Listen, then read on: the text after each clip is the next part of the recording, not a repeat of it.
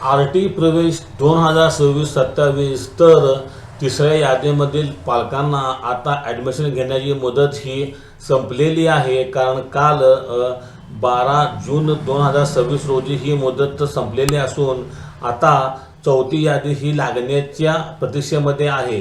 कारण जे जे पालक वेटिंगमध्ये आहेत आता ते चौथ्या यादीची वाट बघत आहेत. आता मुदत वाढ होणार का?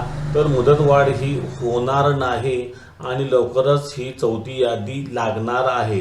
तर पालक वर्गानो, आपण आज या व्हिडिओमध्ये बघणार आहोत की काल शेवटचा दिवस असल्यामुळे बऱ्याच पालकांची धावपळ उडाली होती आणि शेवटच्या 1-2 दिवसामध्ये पालकांनी डॉक्युमेंट गोळा केले आणि सबमिट पण केलेले आहेत. मात्र त्या पालकांना आता असा प्रश्न पडला आहे की आम्ही शेवटचे 2 दिवस अगोदर 1 दिवस अगोदर डॉक्युमेंट जमा केले तर आम्हाला सीट मिळेल का आमची मुदत संपलेली आहे, असे विविध प्रश्न आहेत.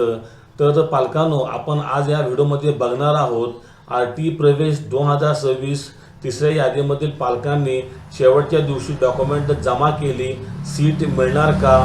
कारण काल शेवटचा दिवस होता. संपूर्ण माहिती मी आपणास या व्हिडिओमध्ये देईल. फक्त छोटासा व्हिडिओ असणार आहे.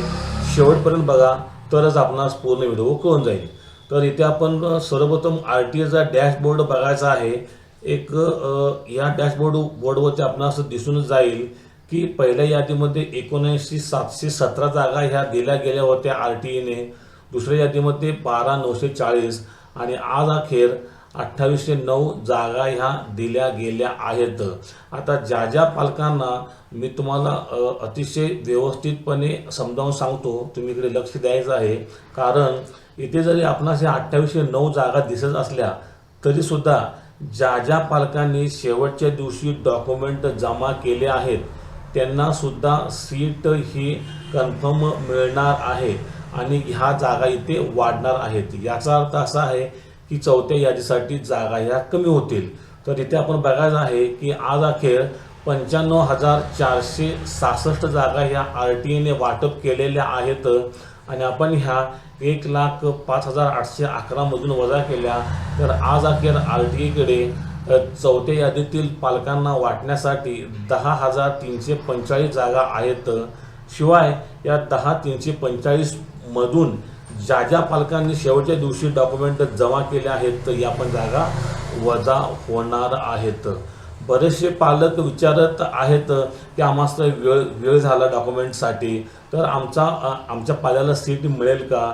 तर पालकांनो, आपले जर सर्व डॉक्युमेंट व्यवस्थित असतील, आयडेंटिटी प्रूफ, रेसिडेंट प्रूफ, आपले लाईट बिल, आपल्या पाल्याचा शाळा सोडण्याचा दाखला, पाल्याचे आधार कार्ड, आईवडिलांचे आधार कार्ड, हे सर्व डॉक्युमेंट व्यवस्थित असतील, त्यावर नाव एकच असेल, काहीसुद्धा त्यामध्ये क्वेरी जरी नाही निघाली तर आपणास सीट मिळणार आहे आणि इथे आपणास सीट वाढताना दिसून जाईल आणि ज्या जागा उरतील त्या जागा ह्या चौथ्या यादीमधील पालकांना मिळणार आहेत. याच्यासाठी आपण कंटिन्यू अर्जाची स्थिती या टॅबवर चेक करायचं आहे आणि आपला अर्जाची स्थिती चेक करत राहायचं आहे. म्हणजे आपण कुठल्या कंडिशनला आहात आपणास कळून जाईल. तर मी परत आपणास एकदा सांगतो की आज अखेर 10,345 जागा या शिल्लक आहेत. शिवाय ज्या पालकांनी डॉक्युमेंटेशन शेवटच्या दिवशी जमा केले आहेत त्यांना सीट ही मिळणार आहे. कधी मिळणार? जर आपले संपूर्ण डॉक्युमेंट व्यवस्थित असतील, त्यामध्ये काही क्वेरी निघाली नाही तर मिळणार. मी डॉक्युमेंट शेवटच्या दिवशी जमा केले, मला सीट मिळेल की नाही याची काळजी आता पालकांनी सोडून द्यायची आहे. आणि आता आपल्या हातामध्ये काहीच नाही आहे. आता जे काय आहे ते सर्व RTAच्या हातात आहे. RTA व्हेरिफिकेशन करेल, ऑन द स्पॉट घरी घेऊन घराची सुद्धा लोकेशन चेकमध्ये करेल आणि आपणास सीट मिळणार आहे. तरी पालकांनो, आपण जरी शेवटच्या दिवशी डॉक्युमेंट जमा केला आहात तरी काळजी करू नका, कारण आपणास सीट ही मिळणार आहे. तरी हा माझा व्हिडिओ होता की ज्या पालकांनी शेवटच्या दिवशी डॉक्युमेंट जमा केले आहेत यांच्यासाठी.